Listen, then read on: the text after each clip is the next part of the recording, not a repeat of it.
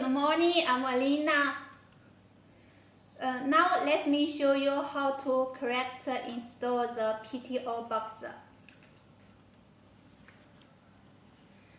The leads must be installed the right side like this. The right direction, so it won't remove and locked very well. See? If in the wrong direction, like this,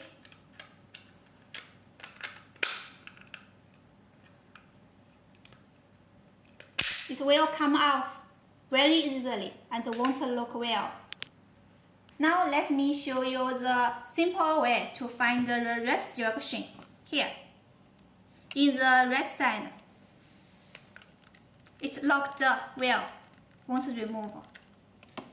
For this one, it's installed in the wrong direction. Here, very easily to remove. Hope this video helped you and your customers.